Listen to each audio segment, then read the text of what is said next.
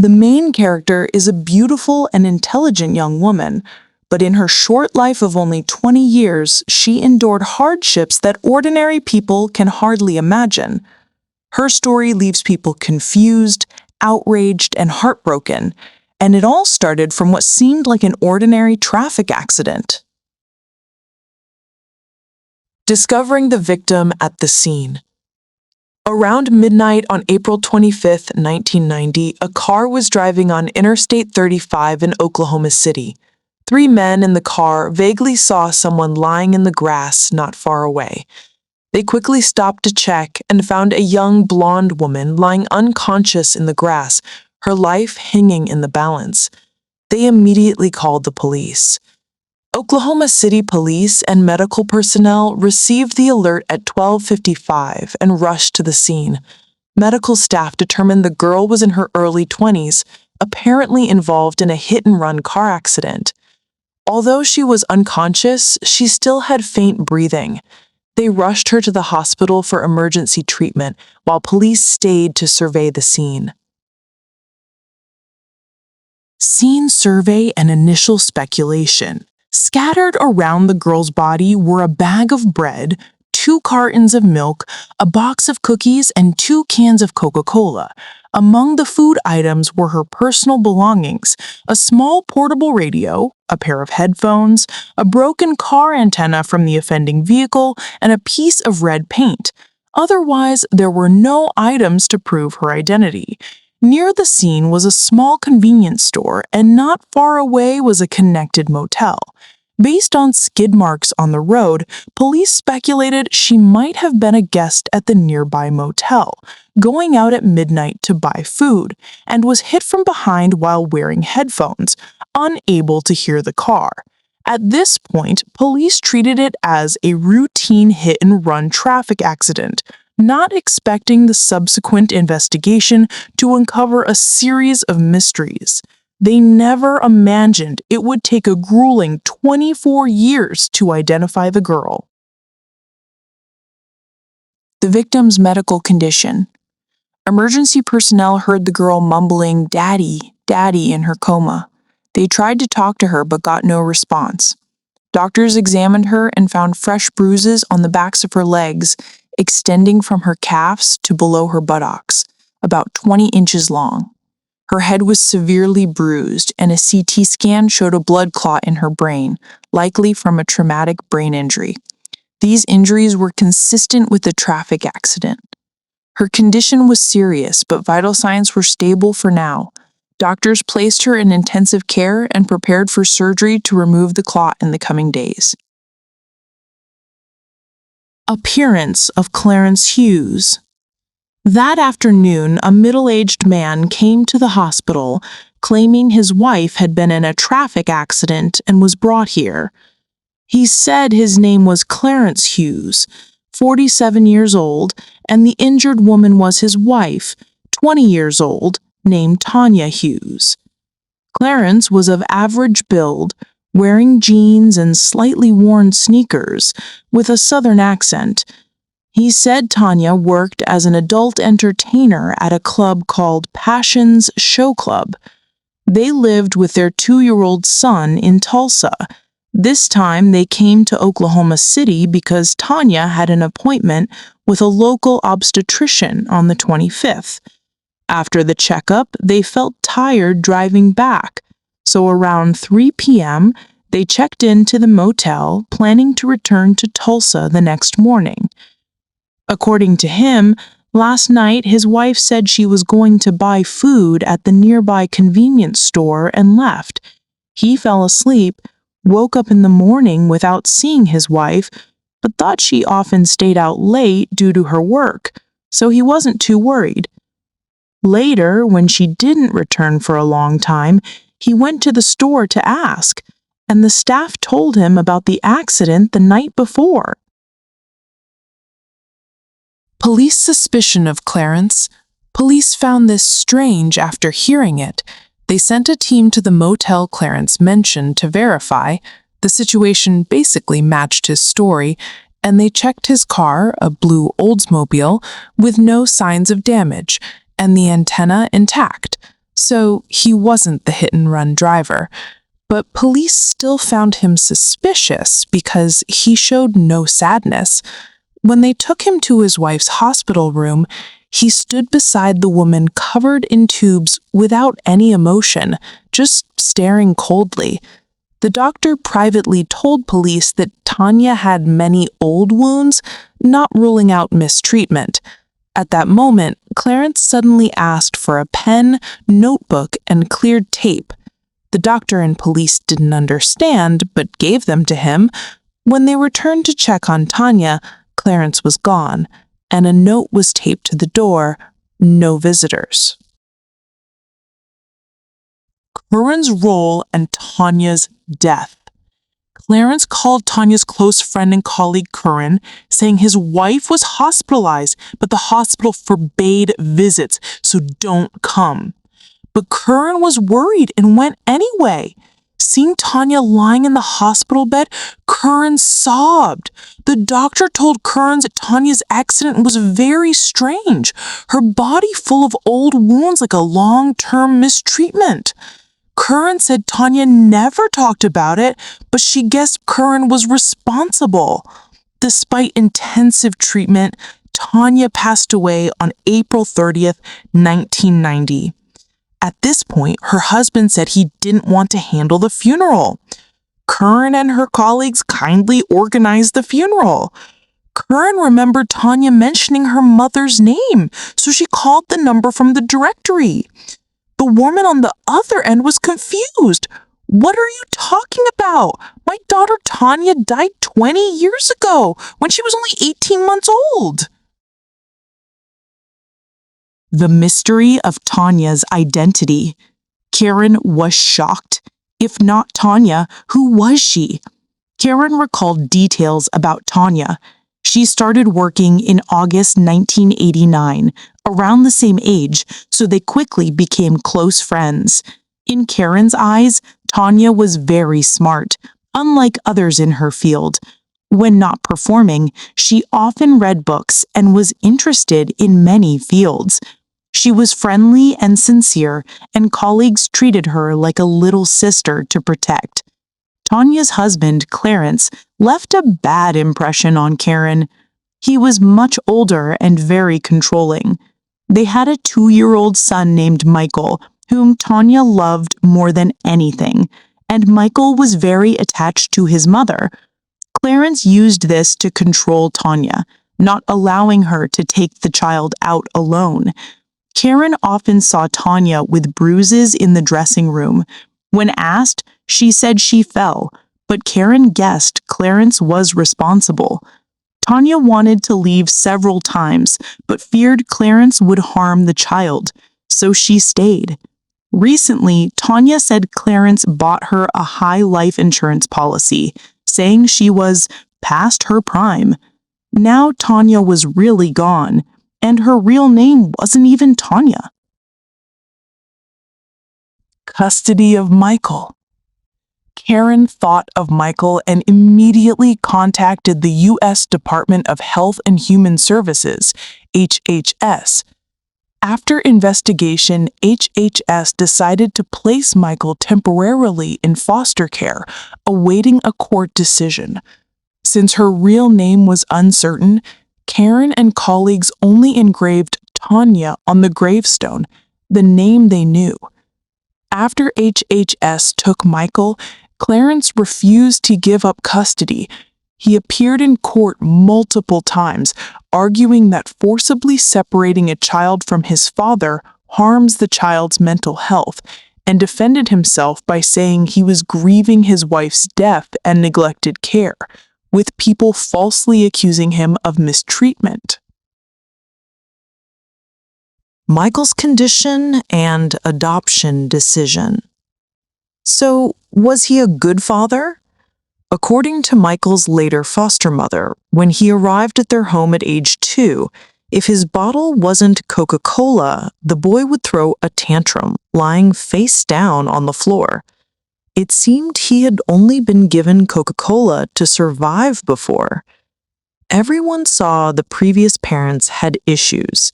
The foster parents patiently comforted him, gave him milk, and gradually Michael became less irritable and more cheerful. In 1994, the foster parents decided to officially adopt Michael because they loved him and were determined not to let him see Clarence again. Before that, Clarence still had visitation rights twice a month, but Michael hated meeting his father the most, always hiding under the chair, muttering, "Bad man, bad man." DNA results in Michael's kidnapping. As part of the adoption process, HHS tested the blood relation between Michael and Clarence. The DNA results were shocking. Clarence was not Michael's biological father. The court agreed and granted custody to the foster parents. Just as Michael could finally grow up in a loving family, an unexpected event occurred. At that time, Michael was in first grade at Indian Meridian Elementary School in Choctaw, Oklahoma. On September 12, 1994, Clarence went to the school claiming to be a parent and requesting to meet the principal. Meeting the principal, he pulled out a gun and threatened, "If you don't bring out my son Michael, I'll harm the principal and other children." The principal had no choice but to call Michael out. Clarence continued to point the gun at the principal, forcing him to drive. The three got into the principal's pickup truck. Clarence directed the principal to drive to a remote area, stop, pull the principal out, handcuff him to a tree by the road, and tape his mouth. Done, Clarence took Michael and fled. FBI intervention. A few hours later, the principal was found by a passerby. He immediately reported to police that Michael had been kidnapped. Police contacted the FBI. FBI agent from the Oklahoma branch, Joe Fitzpatrick, took the case. The first thing he did was send information on Michael and Clarence as bulletins to all law enforcement agencies in Oklahoma. He also checked Clarence's records. After Tanya's death in 1990, Clarence tried to claim her accident insurance. Upon close check, he used a different Social Security number belonging to Franklin Floyd. The FBI realized Clarence was an alias. His real name was Franklin Delano Floyd. Franklin Floyd's criminal history. Franklin had a history of serious crimes, including robbery and crimes against others. Born June 17, 1943, in Barnesville, Georgia, a small town with only a few thousand people. His father worked at a cotton mill and liked alcohol. His mother was a homemaker. The family had 5 children. At age 1, his father died from liver and kidney failure due to alcohol. His mother couldn't support them, so in 1946, welfare sent them to Georgia Baptist Children's Home in Hapeville. According to Franklin's later account, he faced hardships at the home. At 16, Franklin escaped, with help from his older sister, to go to Indianapolis to find his mother. By then, his mother had remarried several times and faced her own struggles. Franklin wanted to enlist but was underage. His mother helped with documents. He joined the U.S. Army but was discharged after 6 months for issues. He returned to Indianapolis to find his mother, but she was gone. Penniless, he wandered, eventually back to Hapeville near the old home. In 1962, at 19, working at an airport. On February 20 that year, he committed a serious crime against a young child. In July, he was sentenced to 10 to 20 years.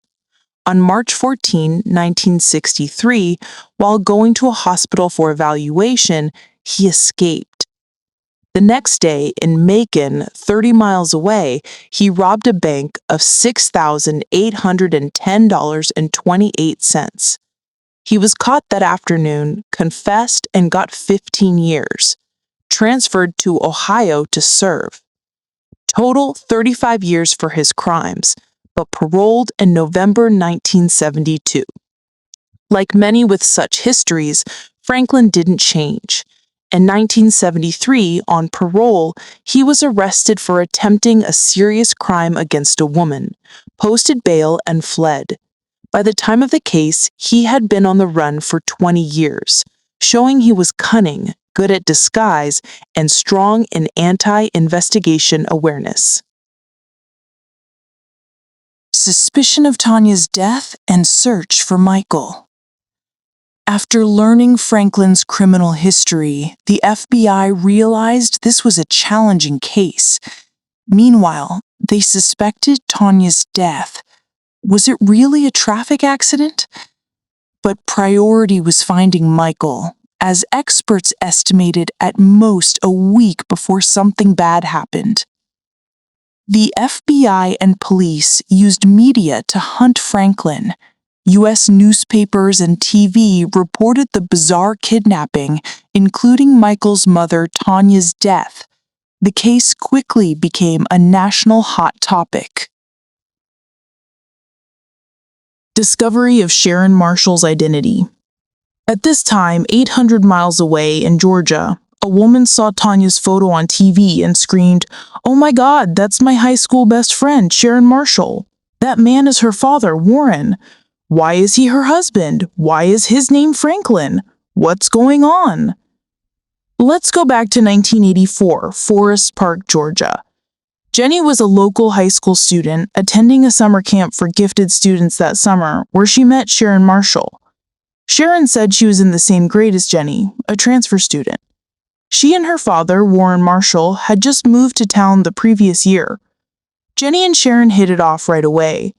In Jenny's eyes, Sharon was smart, studied seriously, stunningly beautiful, very attractive, but the standout girl had a gentle personality.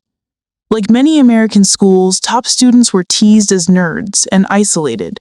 Sharon had compassion for the weak, not ignoring others' suffering. She stood up to protect bullied friends, listened and encouraged when they confided, like a listening tree in the group. Sharon's biggest dream was to become an aerospace engineer, studying at Georgia Tech in Atlanta. In her senior year, Sharon received an acceptance letter from Georgia Tech with a full scholarship. She was overjoyed, dreaming of a beautiful future with Jenny. Sharon was smart, beautiful, gentle, positive, with a bright future, seemingly the most perfect girl in the world. Suspicion about Sharon's family. Until Jenny met Sharon's father. Before that, Jenny suspected something wrong with Sharon's family. Sharon said her mother died in an accident when she was in second grade, living with her father Warren since. Besides school, she took care of his meals and daily life. Strangely, Sharon warned not to call home as her father would get angry. They only talked when Warren was away, secretly. Once Warren suddenly returned, Sharon panicked on the phone and hung up quickly.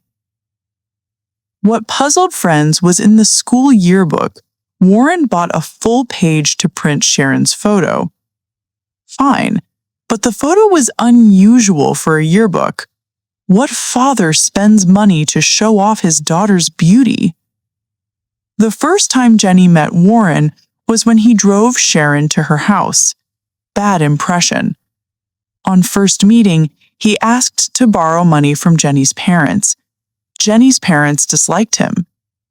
One day, Sharon called Jenny crying, "I'm pregnant." Jenny asked about plans. Sharon said she wanted to give birth and put up for adoption, but her father wouldn't let her go to college. Jenny was shocked. "You have a scholarship, just one step from aerospace engineer. How can you give up?" Sharon just said, "Dad needs someone to care for him," and hung up. Sharon's escape and disappearance. In 1986, Sharon graduated high school. Pregnant, she bravely ran away with her secret boyfriend to Alabama. They stayed at a motel. The next morning, the boyfriend woke up to find Sharon gone, with a note under the door from Warren. He took Sharon away, advising the boyfriend to be smart. A few weeks later, Jenny got a call from Sharon. Her father took her to Arizona to give birth. She wanted to keep the baby, but her father wouldn't allow it. The last call Jenny got from Sharon was early 1988. She had given the baby up for adoption, now settling in Tampa, Florida with her father, Warren. From then on, Sharon disappeared. Yes, Warren Marshall was Franklin, or Clarence Hughes. Sharon was the later Tanya. On September 12, 1994, Franklin Delano Floyd walked into Principal James Davis's office. Revelations from Jenny. Let's go back to 1994. After seeing the news, Jenny immediately called the FBI hotline, telling Agent Joe about Franklin and Tanya's other identities. This layer of mystery surprised Joe. Perhaps her best friend's tragic death gave Jenny the courage to reveal a secret hidden for nearly 10 years. Jenny said, once Sharon invited her for a sleepover. Near high school graduation, Jenny wanted to confide in her friend. Sharon's house was simple. Her and Warren's rooms separated only by a curtain. Jenny sat on Sharon's bed, chatting. Sharon opened the nightstand drawer, full of personal items. Jenny found it odd, but Sharon acted like it was normal. When they changed into pajamas, Warren burst in with a gun, yelling, "What are you doing?" Jenny was scared. Warren laughed oddly and left. Jenny looked at Sharon. She smiled. "Dad's just joking." As they prepared to sleep, Warren came back with the gun, made Jenny lie on one side, cover her face with a pillow, then pointed the gun at Sharon, forcing her to endure inappropriate treatment right next to her. The next morning, Sharon hugged Jenny. "Dad's like that. You're okay, I'm okay. Don't worry." Jenny was heartbroken. Franklin was a complete danger. Searching for marriage information. Anyway, they had to find Michael. Franklin appeared on America's Most Wanted twice, but no major leads. The FBI struggled and only found Sharon and Warren's marriage certificate. In June 1989, they went to New Orleans. Franklin became Clarence Marcus Hughes. Sharon became Tanya Dawn Tadlock. They registered a fake marriage, turning from father-daughter to husband-wife. The FBI didn't know the reason yet, to be told later. Timeline summary and remaining mysteries. It's been 20 minutes, still foggy. Let's summarize. A woman named Tonya died in a suspected accident. A man named Clarence claimed to be her husband. They had a 2-year-old son, Michael. Because Clarence wasn't a good father, Michael was adopted. Clarence kidnapped Michael. Initial investigation. Clarence was an alias, real named Franklin. The dead woman wasn't Tonya, but Sharon. They weren't husband-wife, but father-daughter. Franklin did harmful things to Sharon. But deeper investigation debunked the father-daughter relation. Sharon's real identity will shock you. Behind it involves serious crimes, very complex. Who was Sharon? Did she really die in an accident? How did police identify her? What happened to Michael? Doubts about Sharon's origins. Agent Joe organized historical documents and witness statements. Knowing Franklin had a history of harmful acts with 2 kidnapping attempts, this was his usual method. Thinking so, Joe suddenly had a bold doubt. Was Sharon a kidnapping victim? At this time, Joe received photos from another informant. These photos revealed more concerning details. The informant lived near Franklin in the 70s and casually photographed the pair. The girl in the photo was Sharon, about 5 to 6 years old. Based on time, Joe calculated Sharon was born around 1969, 1970. Wait, at that time, Franklin was still in prison until November 1972, so Sharon absolutely wasn't Franklin's child. Moreover, FBI experts viewed the photo and pointed out the child appeared mistreated, looking sad, tense, not happy. Sharon's tragic life. Investigation to hear, even experienced Joe felt sad and angry. The girl's life was too tragic. Taken in the 70s, the person became her guardian. In short, 20 years threatened, forced to abandon dreams, made to work for money, finally passed away by the roadside. Before death, her most beloved son was taken, fate unknown. Despite living in difficult circumstances, she still loved the world, leaving goodness for everyone she met. Joe decided to find her real identity. Living without her real name, in death she must return to her family. Searching for Franklin and arrest. At this time, 2 weeks after Michael's kidnapping, Joe still found no trace of Franklin. They knew Michael was likely in danger. To predict future actions, basing on past is most effective. Joe studied Franklin's past closely. He used many aliases, liked fleeing states, so contact all counties and states he had been, asked to watch all old aliases. Because Franklin wanted to change name and disappear, simplest way is go to DMV to update old alias, get new license. Joe knew the plan needed time and luck. Before, Franklin threatened the principal to bring Michael out, drove the principal's pickup to escape. Then police tracked the vehicle. On October 22, 1994, a month later, they found the truck at Love Field Airport, Dallas, Texas, about 190 miles from Michael's school. Joe guessed Franklin went from here to Kentucky or Indiana, places he had stayed. They intensified investigation in those 2 states. Finally, on November 10, 1994, Louisville, Kentucky, police found Franklin at DMV applying for a new license. He had just worked as a mechanic at a local garage. Unsure if Michael was with him, Joe decided on a secret arrest. An officer posed as a delivery person bringing the license, with several supporting outside. They successfully arrested Franklin. Interrogation and initial verdict. But regrettably, searching the house found no Michael. Neighbors said Franklin lived alone, never saw a child. They checked bus tickets from Atlanta to Louisville, only one passenger. The next day, Joe interrogated Franklin.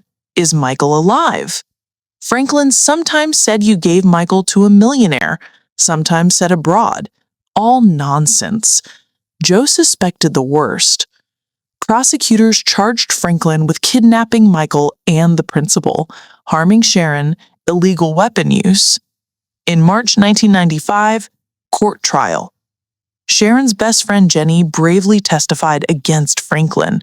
He was sentenced to 52 years without parole. Discovery of Cheryl's body and photos.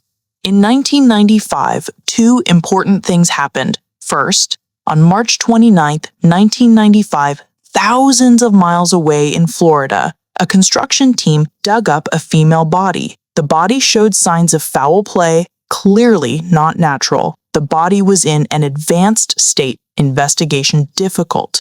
Besides remains, they dug up some jewelry, a t-shirt. Second, the pickup used to kidnap Michael, found at the airport, now had a new owner needing repairs. The mechanic found 97 photos in a hidden compartment, mostly Sharon, at different ages in posed images. but some photos of a strange woman recording Franklin harming her. All photos had Franklin's fingerprints. Joe knew Franklin was responsible for this woman's fate, but didn't know where or who she was. Identifying Cheryl Ann Comesso. Florida police had incomplete remains, even with expert reconstruction no match to missing persons files. FBI organized places Franklin had been based on photo clues determined photos taken in Florida. They asked Florida, police said coincidence. Body dug last year, similar age, injuries matched. After comparing records, identified Cheryl Ann Comesso. They were sure Franklin was responsible, but how they knew each other unknown. Florida publicly called for leads on media. Testimony from club manager. 2 informants appeared, filling timeline from early 1988 to June 1989. First, manager of Mons Venus Club in Tampa, Florida, a known venue. Manager recognized Cheryl on TV, also knew Warren Marshall. Warren's daughter Sharon Marshall, former colleague. Sharon started in 1988, had a unique appearance customers liked. During work, Sharon gave birth to cute baby Michael, but colleagues said Sharon and father's relation abnormal. Manager didn't think at first until Sharon asked to join private events. Private events by VIPs. Performers earn good money. Manager saw Sharon's potential, took her. Mid-event, VIP angrily told manager to take Sharon away. In a side area, Sharon offered extra services. Per rules, performers can't do special deals. Manager asked Sharon, she said Father Warren told her to. Manager shocked. What kind of father? Cheryl and Sharon close. Cheryl 18, tall, thick curly black hair, wild aura, won many beauty contests, dreamed to model. Colleagues advised Cheryl avoid Sharon and Warren. Cheryl thought Warren helped with photos to get famous. After a few sessions, Cheryl came to work with injuries. Asked, she said Warren acted inappropriately, demanded more, refused, then he got angry. Warren, obsessed with Cheryl, called club many times to find. Colleagues saw him wait in parking lot. They argued several times. Early April 1989, Cheryl mysteriously disappeared. Her red Corvette found at the airport garage a week later. They guessed Cheryl went elsewhere to develop. Coincidentally, Sharon and Warren took Michael, left Tampa soon after. No goodbyes. Neighbor's testimony. Second informant's testimony, Sharon and Warren's neighbor in Tampa, matched time. From early 1988, they lived in same mobile home park. Sharon worked, Warren hired him as temporary babysitter. He remembered cute Michael, remembered Cheryl. She drove red car to find Sharon. In 15-year-old his eyes, Cheryl like a star. He remembered a concerning thing. Once in mobile home, he watched Michael, Warren watched TV. Warren took a recording tape. He accidentally saw other content, Sharon and Cheryl on beach. Warren quickly hid, threatened, "Don't tell anyone." Early May 1989, a month after Cheryl disappeared, Sharon with big belly and Warren hurriedly moved, many things not packed. Warren told him to watch house. Mid-June, he saw men enter Warren's house, leave soon, then house exploded. Early May 1989, a month after Cheryl disappeared, Sharon with big belly and Warren hurriedly moved, many things not packed. Warren told him to watch house. Mid-June, he saw men enter Warren's house, leave soon, then house exploded. Reason for name change and death sentence. Joe finally understood why they turned from father-daughter to husband-wife. Franklin, Warren, was responsible for Cheryl's disappearance. After her car found, fearing exposure, decided to move. He thought police looked for father-daughter Warren Sharon, not husband-wife Clarence Tanya. Franklin was tried for Cheryl's case.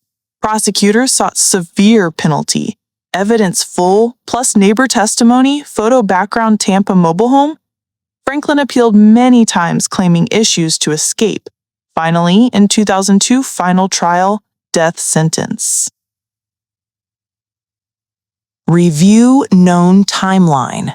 By now, many might be confused. Let's review known timeline. 70s, Franklin took girl, changed to Warren Marshall, girl to Sharon Marshall, faked father-daughter. 1984 to Georgia, Sharon met Jenny. Jenny witnessed Sharon mistreated by Warren. 1986, Sharon pregnant, gave birth first child, put up for adoption. Father-daughter left to Florida. Sharon worked to support family, gave birth second child Michael, met colleague Cheryl. 1989, Warren responsible for Cheryl, two fled Florida to New Orleans, changed names, married, became Clarence and Tanya. To Oklahoma, Sharon continued working. To April 1990, hit by car, passed away. Michael to foster family. 1994, discovered not Franklin's biological, September kidnapped. November, Franklin arrested, Michael not found. 1995, Franklin 52 years prison. Same year, March, Cheryl remains found, Franklin photos found. 1996, confirmed Cheryl. Franklin trial dragged 2002, death. Unresolved issues. Case still two issues. Who was Sharon? Where is Michael? When Franklin death sentence, Joe retired. Still hadn't found Sharon's identity and Michael's location. He was tormented. An investigative writer named Matt Birkbeck contacted. He writing book on case, hoped find Sharon's family. He visited Franklin in prison many times, but he only talked about himself, not others. Joe helped fully, but before publication, no breakthrough. In 2004, Matt regretfully published A Beautiful Child. Book popular, sparked online discussions. Online power infinite. In 2005, Matt received email. Does Sharon's biological daughter's DNA help you? Discovery of Sharon's biological daughter. Contact with Sharon's daughter's adoptive mother. Before, neighbor said Sharon big belly when leaving mobile home. After birth daughter, put up for adoption. 15 years later, adoptive mother read Matt's book. Remembered 1989, adopted in New Orleans. Sharon pregnant, with Franklin faked couple couldn't raise, found good family. Few weeks later, Sharon gave birth girl, gave to adoptive mother, named Megan Dufresne. DNA confirmed Megan Sharon's child. In 2011, Matt and Megan's family sought help from U.S. National Center for Missing and Exploited Children. Center requested FBI reopen investigation. In 2014, FBI agreed. Franklin's confession about Suzanne. Only person knowing Sharon's real identity was Franklin. They had to make him talk. Perhaps long prison lonely, Franklin saw visitors, talked freely. After several times, he told FBI. In 1975, in Charlotte, North Carolina, he married, then alias Brandon Cleo Williams, bus driver. After work, he went to church to meet people. One day, saw a woman crying, new opportunity. Woman named Sandra Chipman, later Sandra Willette. Divorced, raising kids hard. Franklin said, I'll care for you and kids, marry me. Sandra brought kids, married stranger. Franklin said, Sandra had 4 kids, 3 girls, Suzanne, Allison, Amy. 1 boy, Philip. Agent asked oldest, he said, You've been asking, isn't it her, Suzanne Marie Savalik? Suzanne's family origins. After 24 years missing, real name Suzanne Marie Savakis revealed. FBI investigated. Sandra and ex-husband Cliff Savakis had 3 kids. September 9th, 1969, born oldest girl Suzanne, then twin girls Allison and Amy. They loved married, but Cliff fought Vietnam, got PTSD, Sandra had issues, divorced. After divorce, Sandra and second husband had youngest son Philip. Franklin, third husband. After marriage, Sandra discovered he was dangerous, scared, didn't dare divorce. Once Sandra jailed 30 days for bad check, out jail, kids and husband gone. Reported police, but they said stepfather legal to take kids, not kidnapping. Sandra searched forever, found twins at local orphanage, but beautiful 5-year-old Suzanne, taken by Franklin, fell into difficult life. Youngest son under 1 disappeared. Confession about Michael and case end. Agent asked Franklin what he did to Michael. At first, he claimed innocence, said love child, no harm. Agent not soft, saw fake. Franklin tired not acting, carrying annoying, pulled to roadside, harmed him, buried along Interstate 35 on Oklahoma-Texas border.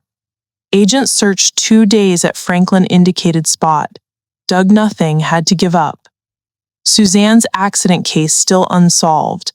FBI suspected Franklin involved. Michael's disappearance same. Though Franklin confessed in 2014, no body found, so not closed. Suzanne's biological daughter, Megan, her father, high school friends, colleagues Joe, Matt, knew real identity, organized re-funeral, this time engraved real name on grave. She finally rested with family and friends. Suzanne's brother Philip Brandenburg in 2020 via DNA website found parents.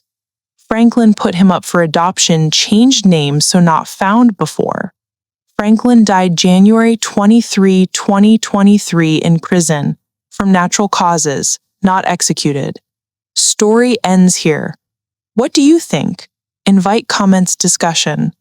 Finally, be vigilant, stay safe. See you next part.